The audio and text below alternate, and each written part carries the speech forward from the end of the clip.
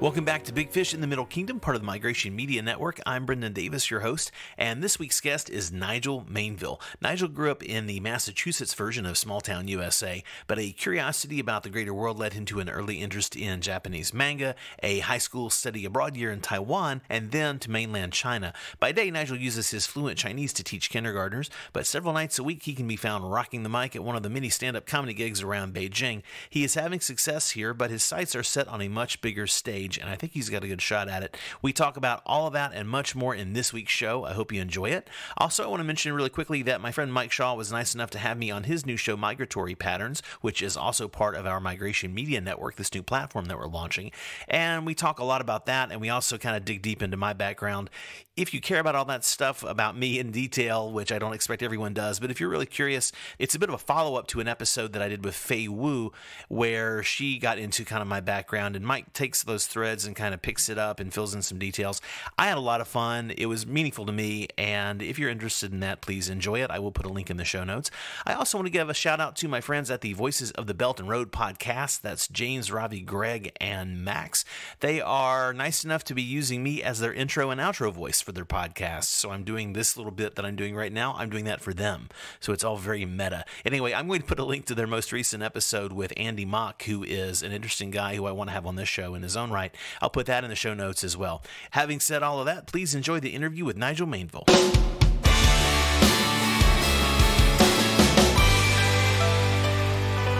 Well, I'm happy to be sitting here talking with Nigel Mainville. Nigel, how are you, man? I'm great. Can I just say I love the intro that you have for your show, because it's like pop punky, but then it fades into Chinese instruments. I love that intro. Appreciate you. We just had like an hour pregame, and thanks for mentioning that. You didn't say that. I'm really happy with that. That's my buddy Carl King. I'm overdue to give Carl a shout out. Thanks, man. That's not an accident. He nailed it. I told him I played some references of what he wanted. And I said I want it to resolve from like the Western anthemic going on a journey and resolve in a non-cliched way, but with some Eastern notes and tones. And he does that one that ding. Yeah. Perfect. Thanks, man. Awesome. Well, people just got to hear a piece of that right before this part right here.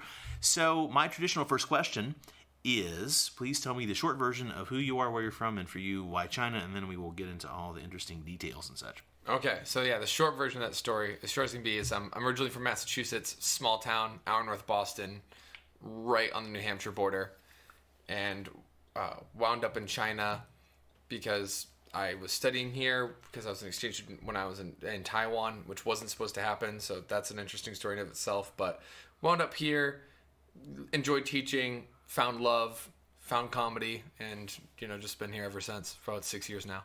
Very nice, very nice. So let's go back to the beginning. Let's kind of start there. So Massachusetts, yeah. And how close is your hometown to Boston? Just to get that out of the way. Yeah, just about an hour. Okay, so it's depending on traffic. There's a weird theme. There's a weird Boston thread on this show. I've had several guests who are from Boston, have a Boston connection. You're far enough away that we'll give you a waiver on that. But you're Boston adjacent, perhaps. You're Boston metro adjacent, maybe. Yeah, I feel bad saying Boston to people when people ask where I'm from, but especially in China, especially Chinese people, no one's going to know what Amesbury is. There's 16,000 people where I'm from. It's a bedroom community, and so you just say Boston because it's like it'll give you an idea of the region where I'm from. But yeah, I don't know. I know Beijing 10 times better than I know Boston. What would you say? What's Amesbury known for? It's a bedroom community for Boston specifically, or what's it kind of known for on its own? Yeah, I would say it's a bedroom community for Boston, and then just companies in the area.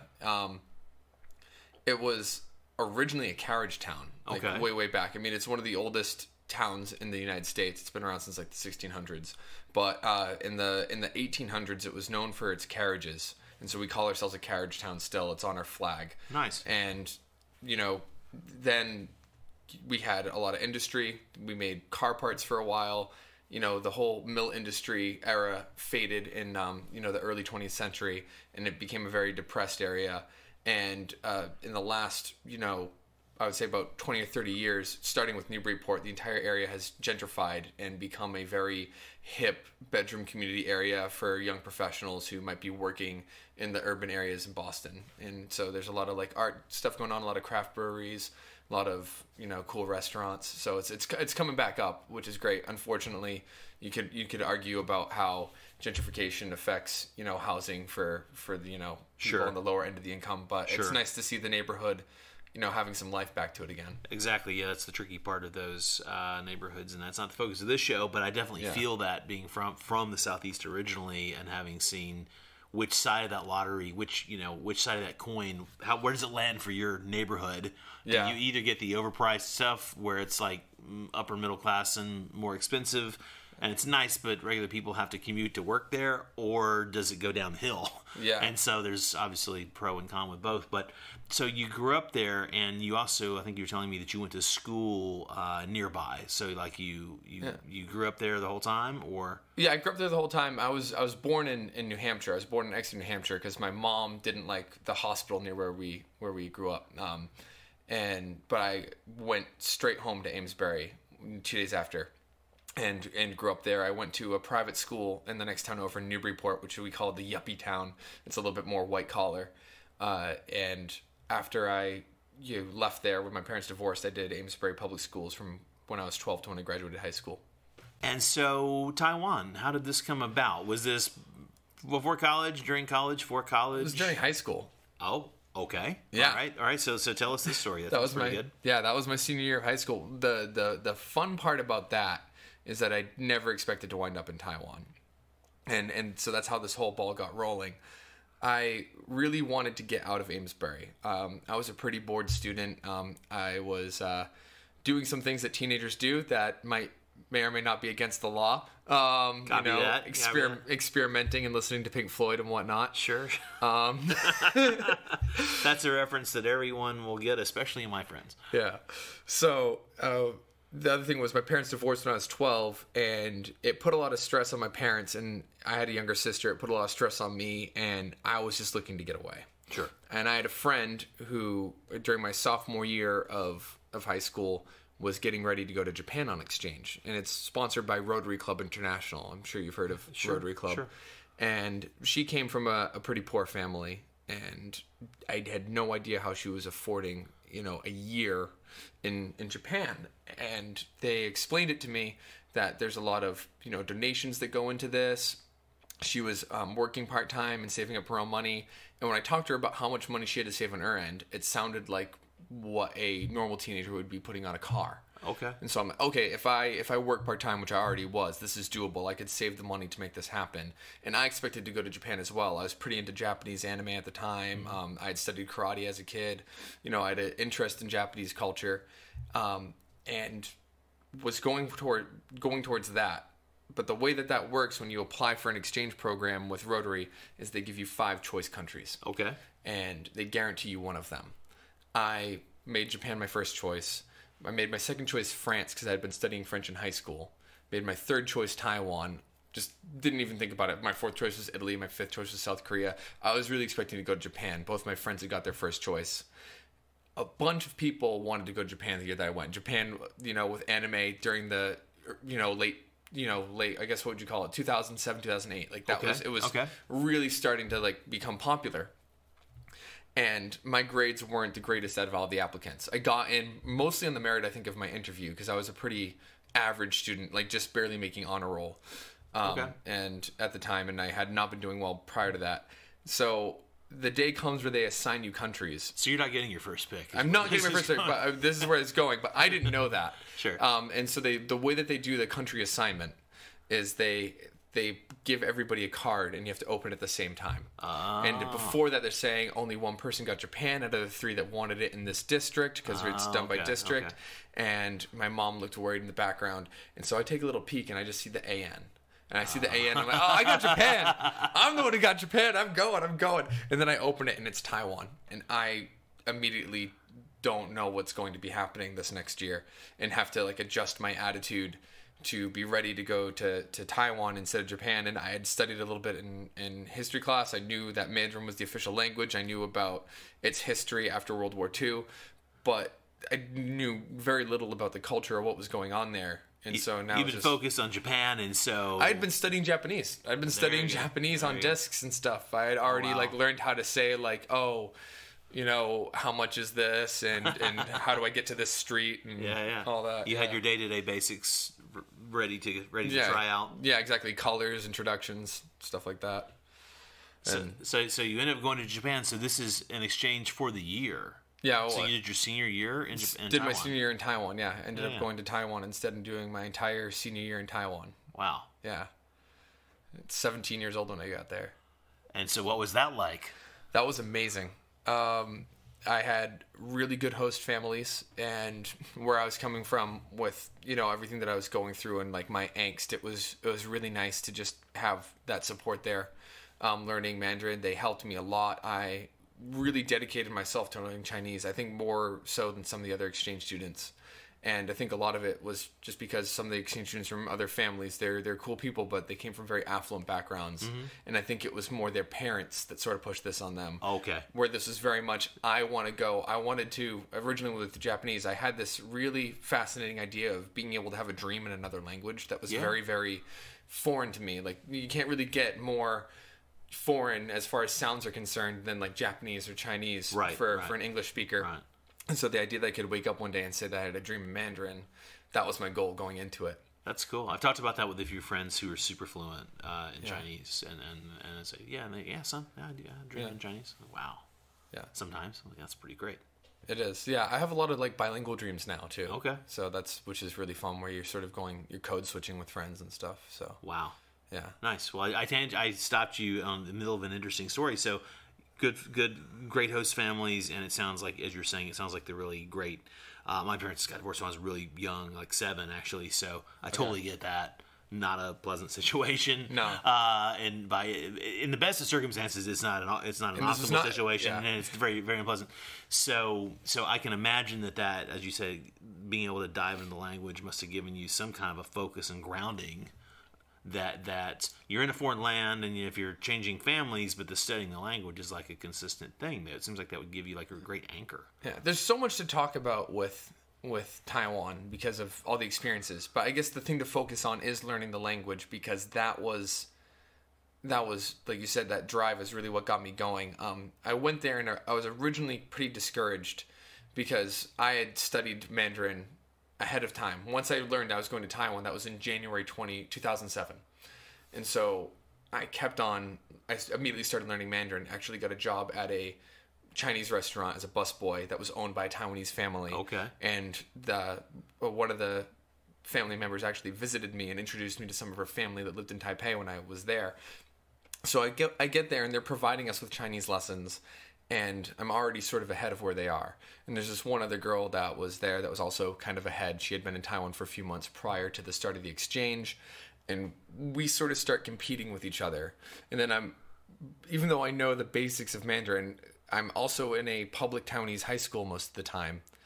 And I'm not understanding what's going on there at all. They have like a real local dialect? Well, it's not even just the real local dialect. It's just a matter of I only know the basics in Chinese, and this is a high school curriculum. In Chinese. I don't even have literacy. I'm just learning characters. Much more sophisticated, right? Way more sophisticated. And so I don't know what's going on, and I'm just basically supposed to sit at school and do nothing. I ended up finding an old textbook that was from a previous exchange student in my host family's house, and I started bringing that with me to school and just memorizing characters while everybody else was having their lessons. It was kind of nice because my senior year, no homework, no assignments, just study Chinese. And so everything that I did was sort of self-motivated. But when I first got there, and I was frustrating, I was sleeping a lot in school, I wasn't studying that much. And then a few weeks into the exchange year, the Rotarians came into our Chinese classes in the morning and said, we're going to give you a chance to participate in a Chinese speech contest, a Mandarin speaking speech contest. And we usually reserve this only for college students. We're going to give you a chance because we think it might incentivize you to try to learn more. I decide I write most of my speech in English, and I get my host mom to help me translate it into Chinese. And I tell her that I want to win, but I also really want to beat the other girl who's got good Chinese. It's a little bit better than me. You're competing with your study buddy friend. Well, she was more of a rival because she was a little bit arrogant. She was correcting. So it's not as rosy in retrospect. It's actually you had it in for each other a little bit. Oh, I definitely had it in for because she she was correcting everybody's tones, and she was really speaking a lot in Chinese during class, with like above the level of everybody else, which I understood. I was impatient as well, but it was just, you've met them here in Beijing as well. People, it's irritating. It's irritating when you meet someone who's been learning Chinese for 4 months, and all of a sudden they know everything, all the subtleties of the Chinese language. Yeah. And so I have it in for this girl, and I tell my host mom, like, she thinks she's the best one, and I need to prove her wrong. She's going down. And she has to go down. And my host mom made me sit there with my speech every day, and we did it bit by bit. Yeah. And memorized it bit by bit. And she corrected my pronunciation, and she taught me all the vocabulary. And so I didn't win the speech contest. Okay. But I did get second. And okay. I beat a lot of college students that had been there for many years, and I totally kicked her ass. She needed to bust out her paper. Bam. Nice. And from there, I had this motivation to just keep studying. So I used my prize money to buy a bunch more books, and I was studying in school all the time. And that's when I decided, okay, I'm going to be studying languages. This is what I'm going to major in university. Awesome. So that sent you off towards university with a clear mission. You knew what you were going to do. Where did you go to school from there? I went to community college next because... And this is the thing that is the other part of this crazy story. Because I did my senior year in Taiwan, I missed senior English, which was a graduation requirement. Oh, okay. And I had tried to sort this out prior to leaving, saying, hey, could I go to a community college and take this credit and get it out of the way? And they sort of just put it off. And then I applied to all these universities. I applied to 3 different universities from Taiwan. I took the SATs. But I didn't know that my high school transcripts still had me listed as not graduating. So I got rejected from all of the universities that I applied to, complained a bunch to the guidance counselors, who then in hindsight said maybe this summer you could take a summer course at a community college to get your senior English credit.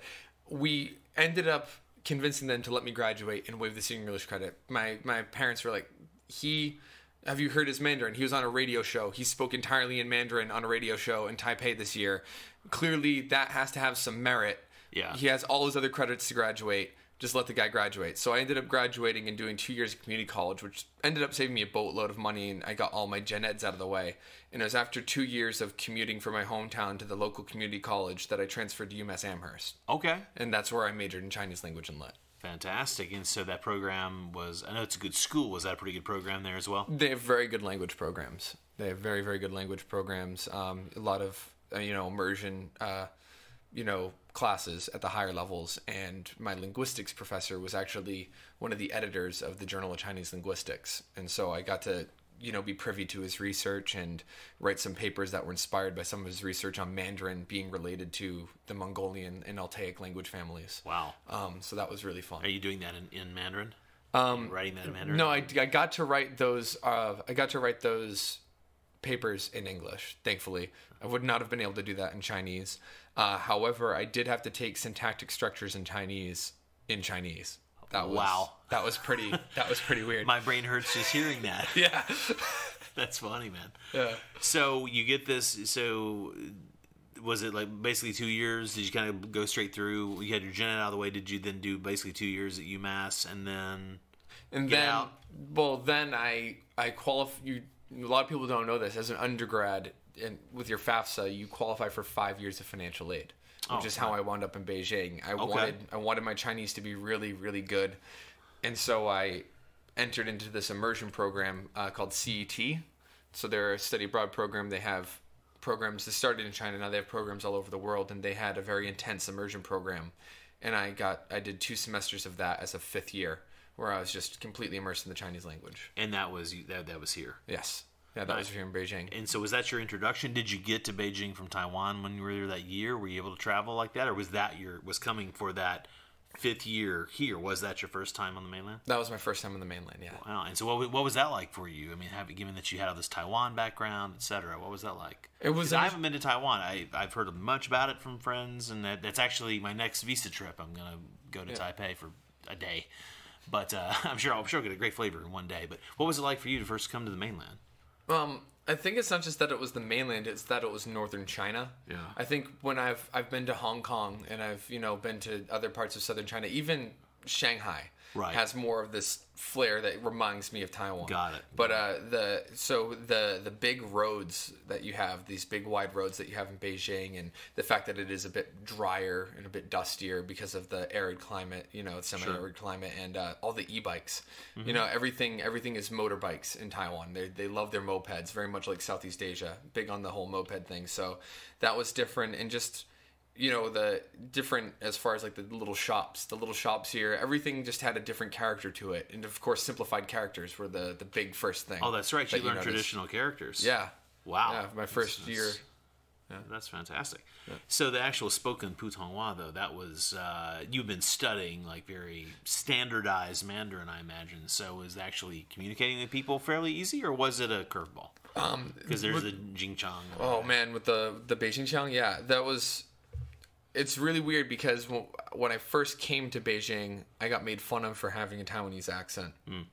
And I had the Taiwan accent from my first year there, and a lot of my professors at university, bar my senior year professor, had all been from Taiwan. So I was very much exposed to that type of pronunciation. So I remember my first few times in a taxi here in Beijing, just... they'd be talking to me about where I'm going, and I'm just like, I've had no idea what they're saying. Those guys often were. Now we have Didi, and it's a lot of Beijing around and stuff, but it's stereotypically a lot of the taxi drivers are from all over. Yeah. So who knows what accents you're going to get on the spin of the wheel? Yeah, but most of the times, if it was the northern and northeastern accents with the heavy Arhua, right, and like the local dialects here that I had so much trouble understanding, that threw me through a loop. But now everyone tells me that I got the Beijing thing down. Like all of my like coworkers at school telling me, "Oh, 你越来越中国了. You're more and more Chinese. 你普通话越来越就是你北京话都了解, like all that stuff." And now when I go back to Taiwan to see my friends, they're like, "You betrayed us. You're a mainlander now.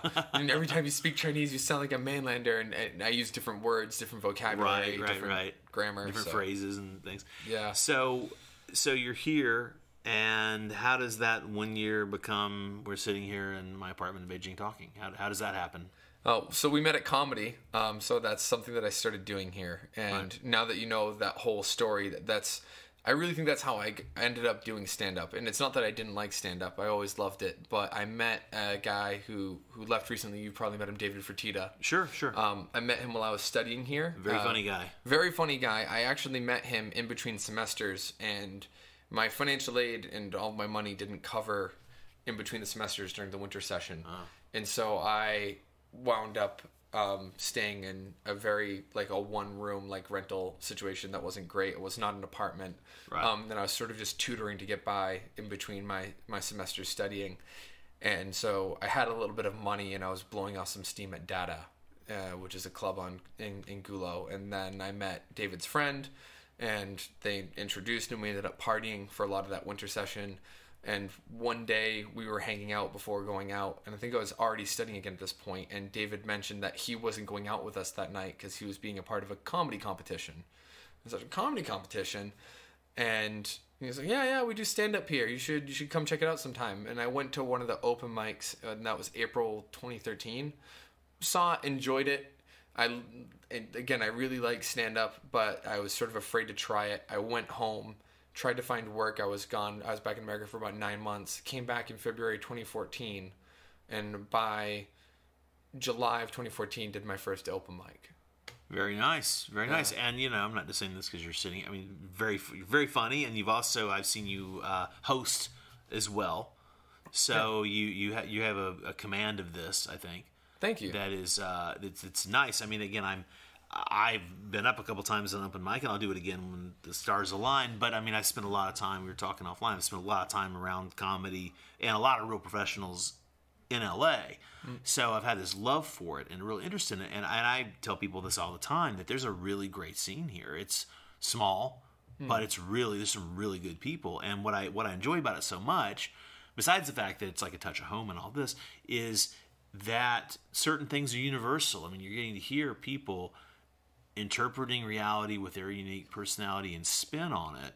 And, I guess I'm getting to a point here, which is that, this is taking me a long way around the barn, is that the expectation of a lot of outsiders and foreigners here, I think, initially is, oh, well, they can't say anything. They can't be real. It's super real. You just maybe choose how you say things, and people make references and allusions instead of being on the nose about certain things. But that makes it more interesting and artistic anyway. The bottom line is, comedy here is no joke. I mean, that's not meant as a bad pun. God, that's terrible. That's terrible. That was not meant as a bad pun. Keep it though. It's funny. Gee, nice. Totally. I'll leave it in. I'll leave it in with warts and all when the warts are funny. What I'm trying to say is that it's a really pretty impressive scene. I think there's some. It's accepting of people who are really just trying to get their start a little bit more than a place like New York or LA, where it's a little more cutthroat and you have to go out to the hinterlands to try your stuff. Yeah. But there's the people who are good at it here are really fucking good. But I think they're good because of that support. Exactly. And again, first talking about it being no joke, I think so long as you're not getting published on television and you're just sort of doing these little underground shows like we do, and you're doing them in English, you have a lot of leeway as far as like what you're free to express, and the audience is really receptive to it. They also want that. They want an informal atmosphere where everybody can just sort of be themselves and not take everything so seriously. That's the point of comedy. But as far as just the supportive atmosphere, I think the great thing about being an expat, and I noticed this a little bit when I lived in Taipei, and now that I live in Beijing, I really notice it, is that people want to try things that they'd be afraid to try back home. And it gives people this opportunity to try DJing, and everybody's embracing it. And so they see you doing what you want to do and sort of pursuing your little dream that you've always had but never got to nurture. And they want that for you as much as you want it for them. And that's what got me to do stand-up here. In high school, got told by many people I wasn't funny. Or that I tried too hard. Which when I was in high school, it might have been true, but... just hearing that from different people growing up, it sort of it sets this expectation in your brain that you allow to define yourself, right? Up until you're into your adulthood. And David even tried to encourage me when I went to open mics and I went to their showcases. I loved it. I thought I was among rock stars, and they keep telling you, "Oh, you should try it. You should try it." I'm like, "No, I'm not funny. No, I'm not funny." And one night I was just joking around with another member of the audience who went to a lot of their shows, Sybil, and I made a joke about how the champagne that I was drinking was very high quality because it came in a pop-top can. It was just a dumb joke. Sure. But she said, "Oh, in context, it was really funny." Yeah, well, I mean, honestly, it came from like jokes that my mom and dad made about quality wine coming with a screw-off top when I was a kid. So I'm plagiarizing my parents. All right. But I got a laugh out of her, and she goes, "Oh, you're funny. You should do comedy." And the next day, I'm doing laundry in my apartment. And I'm like, "Oh, well, what would I joke about if I were to write material?" And I just started thinking about how I'd been teaching kindergarten here for a while, which is, pretty cliche source material if you're in Beijing, but you write about what you know. And I made a joke that I would later find out was a joke that had already been done by Jesse Appel about the Hua in Beijing and what would a person from Boston sound like if they were trying to learn the Beijing accent. Right. Unaware that he had done it before, but I made that part of my first 5 minutes, and I went up and did 5 minutes, and some of my jokes got audible laughter. So I said, well, it wasn't a complete disaster, and I love this, so let's just keep doing it.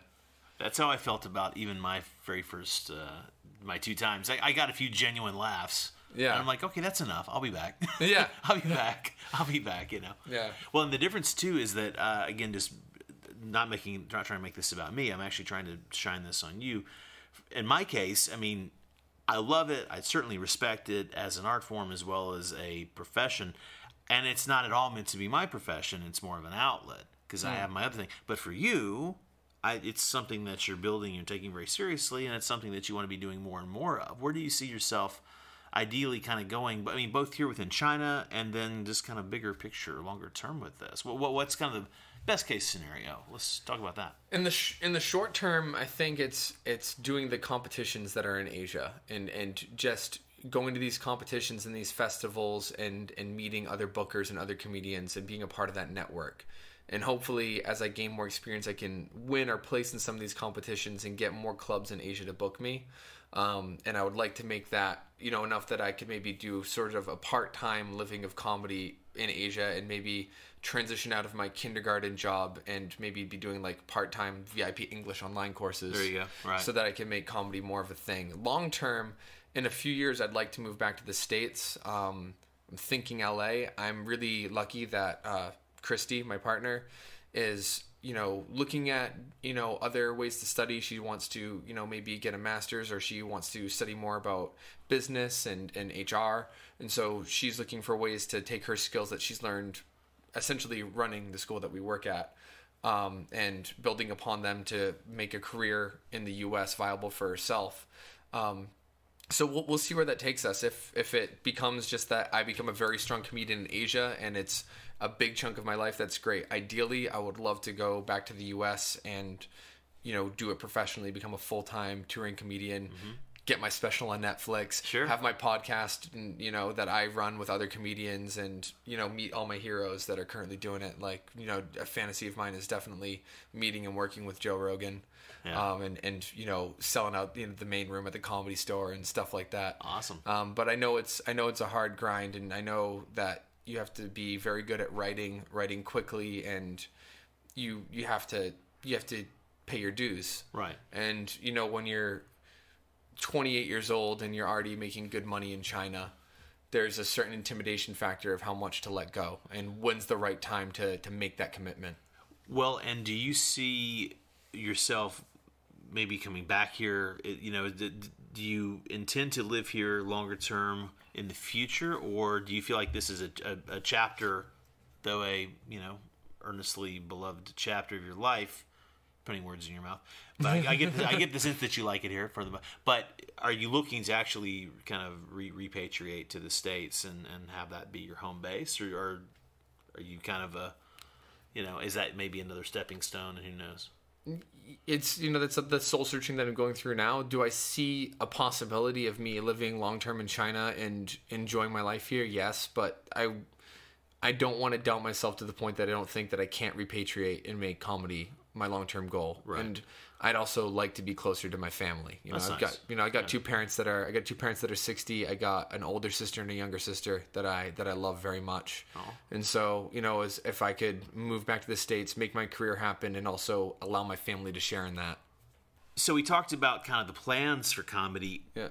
Let's go back to what drove you into it in the first place. Yeah. Because again, I can relate to, being a quote-unquote a funny guy, and friends say, oh, you should do this, Yeah. And for most people, that's where it stops. Mm-hmm. But this is something you're pursuing, and, again, I'm not just saying this to be nice, you're damn good at it. Thank you. So, I see that you could have this as a career, from my point of view as an observer of this. You could definitely do this as a career.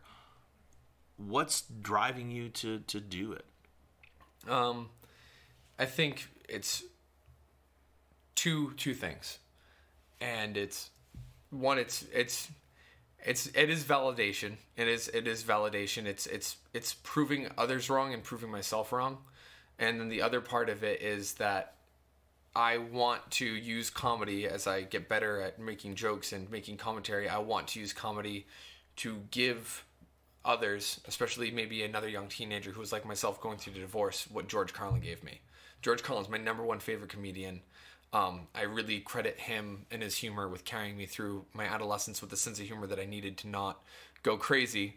And if you can make all of the nasty things about the world that you have angst about when you're younger, more, you can break that tension for somebody. Right. Then absolutely I want to be able to do that, just because I think humor does that. Humor takes the things that are often scary, or it takes our unfiltered thoughts and it turns them into something that we can manage, and something that's not threatening, and something that can bring us joy. And that's mental alchemy. That's the best thing. So that's the big thing about it. And so I always loved that about George. I was never a huge stand-up head. I was never like, oh, I need to dig and know all these comedians. He was kind of his own universe, really. Yeah, he was. He had his own cult of personality. And I've sensed, now that I'm older, I am, trying to learn more about stand-up and more about different comedians, and there are so many out there, and thankfully the internet makes them so accessible. But I always said George and Jerry Seinfeld were the two comedians I cut my teeth on. George is Jerry Seinfeld as a very young kid, Seinfeld being on while I was a young child in the 90s with my parents, and all those characters and those monologues that I still remember, and that sort of made me understand what a stand-up comedian was and what that could be.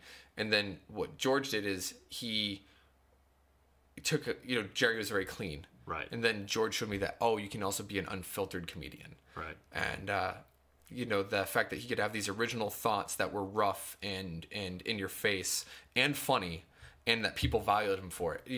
The things that you get chastised for school, right, for in school, suddenly the things that are causing me to have problems in school and causing me to have problems in my adolescence are valued in this individual. And so I'm like, oh wow, there's a place for people like that.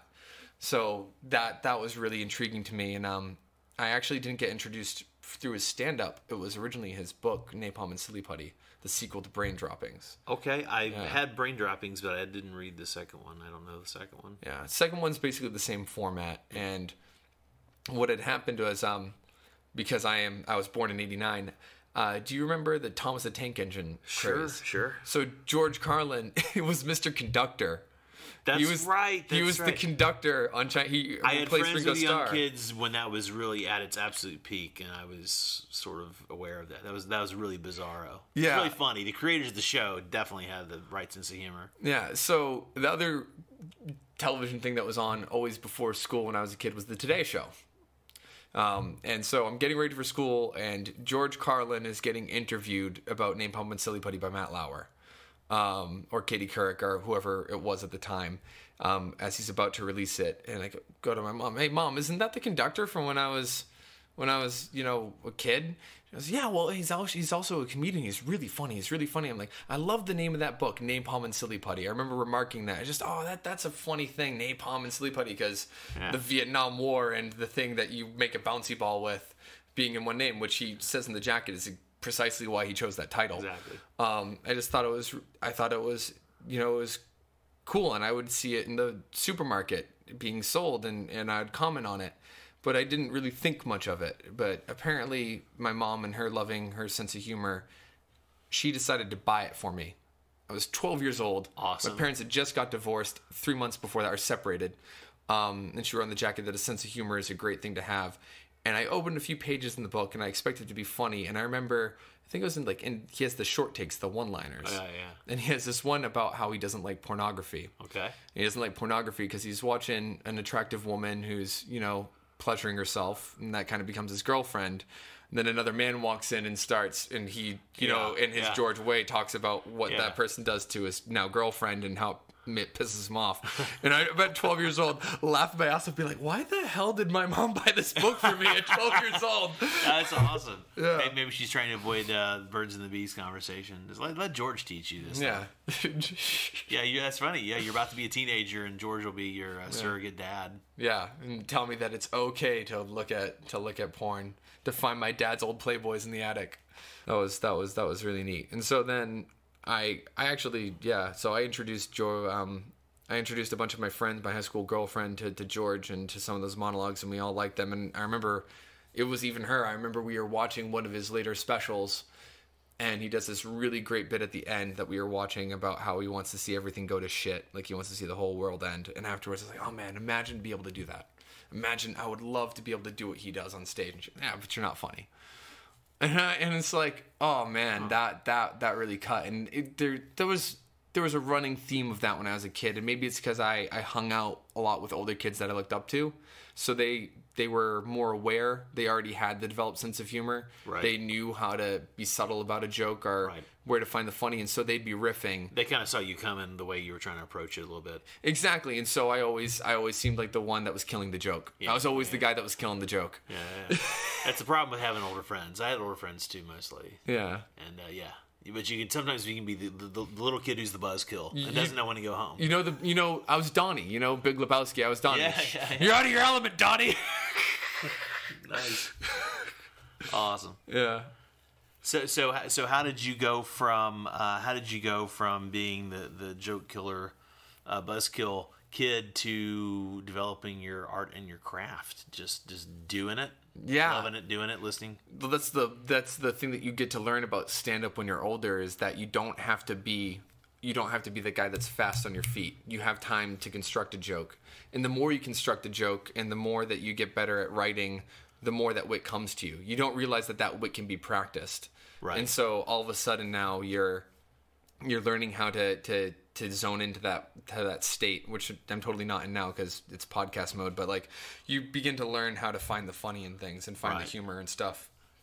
Well, you've developed, I mean, and I've seen you a handful of times, but when I've seen you, you've had several different kind of longer form bits with lots of tags and callbacks, and your whole pizza bit is very funny.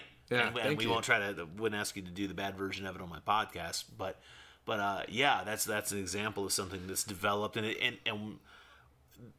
you're aware of this. I'm just telling you that it tracks this way. When you first throw it out there, and there's the double entendre of what pizza refers to. Yeah. When you first throw it out the way you do it, it seems like a throwaway. It seems like an aside, and then you call that back and you develop it more, and then that's obviously the whole bit when you're done. Yeah. But you've managed to weave a few other one-liners in there and a few other things, and it's really nicely done, and that doesn't just happen. No. That's getting up there with the one idea and trying it, and it doesn't maybe stick, but 3 people chuckle, and then there's something that this part of that, and then you develop it, right? Yeah. So I remember the thing is that it's a joke where I start, and I admit that I'm quoting somebody, that it started with a dirty old guy saying, "Oh, pizza's like sex. When it's good, it's great. And when it's bad, oh, it's still kind of good." And it just stuck in my mind. And one day I'm just like, okay, that premise there's more to that premise. Totally. And so I came up with the first 3 punchlines or tags to that. And that bit was just 3 punchlines for a long time. Yeah. And then a year later, you just sit there, and sometimes you're rehearsing your bit, and occasionally just something else sparks, comes in. You're like, oh wait, there's this whole other thing. And I have a bunch of jokes. I think it's really important, if there's anyone who's just starting out. I'm sure to veteran comedians, I'm saying something that's painfully obvious to them. But as someone who's done it for 4 years, if you're just starting out at open mics now, whatever material you have now is better than you think it is. But you're not going to see it for another 2 or 3 years. Okay. And then you're going to come back around. You're going to see all these other angles that you could use for these jokes that are failing at open mics. Right. And some of them might fail, and you might decide, okay, that's not funny, put it away. Well, put it away, but bring it back. Because in a few years' time, when you get better at writing jokes, you're going to see what you were trying to do. That's really good advice. And the thing that I'm running into also is, I know I'm more of a story guy than a joke guy. I've got some jokes. Yeah. But I'm more of a story guy. And the amount of setup, I basically have to condense the longer setup to work in a 4 to 5 minute open mic is kind of brutal for the way my brain works. In a room with friends, I could have people in stitches, but that develops over time. It's not like a bam, bam, bam. And I love this. I mean, the joke machine people kill me. I love that stuff as a consumer. That's just not how my own brain works. How do you? I mean, you have a nice blend of craft here, where you have your one-offs, you have your one-liners, and then you have these stories. Yeah. So how did it start for you? I mean, did you start with like a couple of good jokes, or how did you sort of first start to get over? I started with some jokes that were okay. A lot of it came from, and this is why, and Christy and I weren't even dating then, like it came from just being so excited that I was bouncing off ideas of people. And Christy was really great at, she comes up with a bunch of the punchlines. And then I have other friends too that I'll run stuff by, and they'll give me feedback and help me come up with better punchlines. And sometimes they give me 1 or 2 punchlines, and then I tag that punchline. They help me get that momentum going, I start finding more creativity in it. Nice. So that was nice. Is just, being around people that weren't annoyed by the fact that I was always thinking about comedy. Sure. Finally finding people that are like, okay, you're into this and you want to share it, and we'll be receptive to it. So that really helped. And sometimes it's just, you have the idea like of one little joke, and sometimes it is just a one-liner, or it's just part of something that I've come up with, talking with people. And then other times it's a bigger story. And so it's really weird because I tend to like story jokes better, or I like to be able to weave my jokes into a narrative. Right. It's something that I'm always trying to do. So like, it happens both ways. Sometimes I have the story, and then it's like, okay, where do I put the jokes into the story to make it funny? And then other times it's I have the joke, and that joke leads to a tag, and that joke leads to another tag, and now I'm going to create a story around these tags to make it flow in a way that's more palatable for the audience. Yeah, and you see, I mean, there are plenty of people who do that, of course, because that's part of the craft for people who really get into it. Yeah. But, of course, Carlin is a great example of that, because he had his bag full of just zingers. Yeah. And then he had his stories. He had the things that was like an hour and a half. Yeah. Weaving in and out and doing a callback and moving on and then doing another callback and building. And he just was among the first real masters of that who's still relevant to people, although he's been dead now for several years. He's been dead for a decade. Oh my God, I feel old. We used to have the same dry cleaner in Santa Monica. I never saw him there, but his picture was there. Yeah. And he actually had several pictures, like of different eras of his age. And I just always thought it was so cool. I just thought one day I'll be picking up my shirts and Carlin might walk in. Yeah. And then one day I asked the guy at the shop, and he said, George used to come by, but he doesn't live in the neighborhood. He sends his assistant. I'm like, shit. I know what you mean, like missing him, because I had tickets to see him when he died. Oh, no way. Yeah, I was in Taiwan, and my mom had bought them for me as a welcome home present. Oh, man. And she told me, and literally 2 days after she told me we had the tickets, he died of a heart attack. What? I cried. I cried so much, man. Are these framed? Do you have like a little shrine? No, we ended up getting the refunds. They never got mailed. So yeah, because we just got them refunded. Yeah, it was at the Hampton Beach Casino Ballroom, and we had almost bought tickets to see him before at the North Shore City Music Theater in Beverly, Massachusetts, which has been in the round. Like one of his first specials, Class Clown. Yeah. Or one of those specials was filmed in the round as well. It wasn't shot there, but it was shot in the round, so it would have been a similar format. Right. But that the North Shore City Music Theater had a fire and had to cancel that day. Oh no. Oh man! So you're twice denied your Carlin experience in person, which I think is good, because I think now that I'm doing comedy, it motivates me more. Well, I met Dwayne Perkins when he did a show at the Bookworm in Beijing a few months ago. Mm-hmm. He actually was part of a writing project with George, and he talked about it after dinner. And I remember feeling so emotional after that, because I'm like, this is the closest I'll ever get to him, and it's only through doing comedy that I'll ever share anything that he had. And so that's a powerful feeling. Well, and look, I want to tie all this together, because although teaching kindergartners is not meant to be your life's work, you clearly take teaching and communicating seriously, and you have things to say as a communicator, as a comedian. Mm-hmm. So what are the things that you want to share with people overall? Like what do you feel? I'm definitely getting a sense of it, but I don't want to fill in the blanks here. I want you to say for yourself.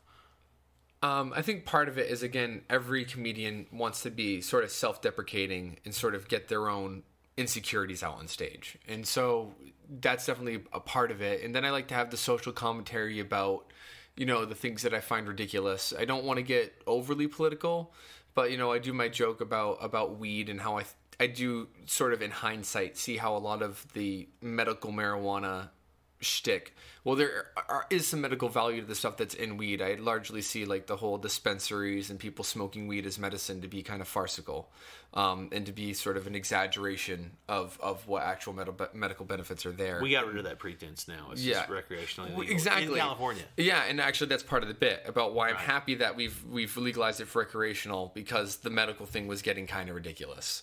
So like I got that whole bit. So I do like to sort of like point out some of the like weird little fallacies about what's going on. But when I take a look at like my own insecurities and stuff, like I got this other bit about a guy exaggerating about his sexual prowess and how he, made his girlfriend happy or partner happy.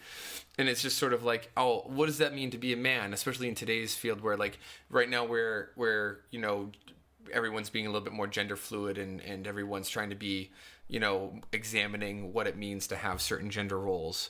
Sort of how does that affect us, and how does that affect the way that we're interacting with one another, and how does that affect our insecurities? And just I like to catch people or catch myself, and feeling sort of like, oh, this feels pretty ridiculous. Or this whether it's just it's absurd that like we're blurring the lines so much, or whether it's absurd that we're clinging to these certain bastions of sexism from the past. Like exactly what is making everybody tick, and when you examine it and you get further back from it, what makes it so silly?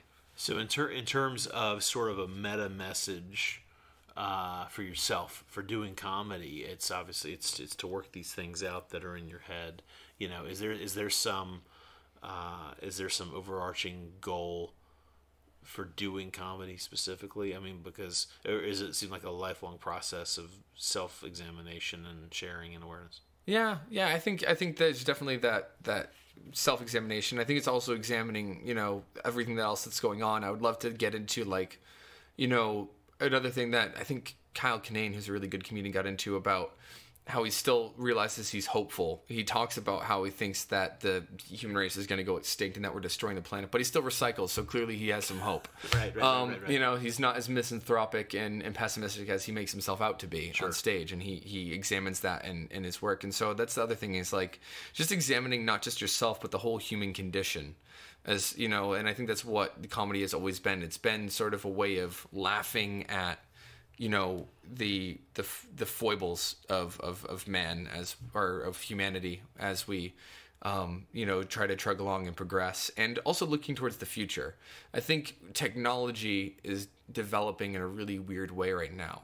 And I do think in some ways it already is, as Einstein said, it's robbing us of our humanity. Whether it's these machines that are now able to translate for us, which are great if you're just a tourist, but here as someone who put all this work into learning Mandarin, the fact that you can now press a button and it'll just translate for you in live time, well, that's going to make a lot of people not want to learn languages. And learning a language and understanding another person speaking a language other than your mother tongue is an incredibly human experience. Or are we going to they talk about funny bot in South Park, are we going to make bots that can write better jokes, or, bots that can write better articles in journalism? And so that's another thing I want to make fun of, is just how stupid it's going to be if everything is 2001: A Space Odyssey and computers doing all the thinking for us and, taking away. Like, I think that's why stand-up is kind of getting popular again right now. If you look at the Comedy Store, part of it's management. I think part of it is that everyone's glued to their phones and everyone's kind of upset with how automated society is becoming, and they're really attached to this idea of one human being on the stage, being very raw and unfiltered with their thoughts and receiving it, and having something be so great that everyone wants to put down their phones for a second and share this experience. You actually just covered something I was going to ask you about, which was great, which was, what do you think the audience gets out of it? In terms of the China-specific audience, what's kind of your take on what it's like from the other side, or when you sit and listen to comedians, not when you're just judging craft or watching or reading or cheering on your friends, but what are you getting as an audience member? What do you think the audience gets out of it, especially here and especially now? I think, one, they get a sort of a safe haven for free speech. So that's really cool. The other thing that I think they get out of it is just this blending of cultures. Jesse Appel could tell you more about the history of Chinese humor in Xiangshan and Xiangshan and crosstalk and all that. But stand-up is relatively new in China. It's a very new medium. And with that, we're getting, Chinese comedians that are experimenting and now doing Chinese language stand-up. Some of that may become commercially successful and get watered down through the limitations of mass media in China. But some of it will remain underground. And I think it's just they get a new art form and they get a new avenue of expression, and they also sort of get to see maybe a side of Westerners. When Westerners are performing and not Chinese people, they get a side of Westerners and Western culture that they might not get from the exchanges that you get by working in a professional setting. Right. It's a humanizing it's a humanizing art form that lets people connect and relate. It's part of what I enjoy about seeing it anywhere. Yeah. I also think, there's definitely a boys club mentality to stand-up, especially in the past. And I think currently Beijing's stand-up scene is trying its best to mitigate that. And so I think but it does, to a certain extent, create a playing field, because anyone can get up and say whatever they want, and the audience is the final judge. And so just as much as you might get, and I understand why people find it annoying, the, white expat male who's talking about, dating Chinese women or teaching English, you also get the Chinese woman who's talking about her experiences dating Westerners and her experiences with these losers back home. Those are some of the funnier stories. And there's some of the funnier stories, exactly. And so it's sort of there's a lot of punching up happening, both at Western men, but also at Chinese society happening from these Chinese comedians. And so it's really great, because I think it keeps a lot of us, I am a straight white male. It keeps a lot of us humble and a lot of us a little bit more honest about what direction we should be taking our humor and what impact are we having on this country and this society. And so it's nice that I think stand-up does its best to give everybody a voice. Nigel, thanks so much, man. That's an awesome place to end it. All right, thanks, dude. This is great. This is awesome. All right, that's the show this week. Don't forget to check out the show notes to contact Nigel or learn more about me or the show, or to find either of those other podcasts that I mentioned at the top of the show. Thanks again for listening, and I'll see you next week.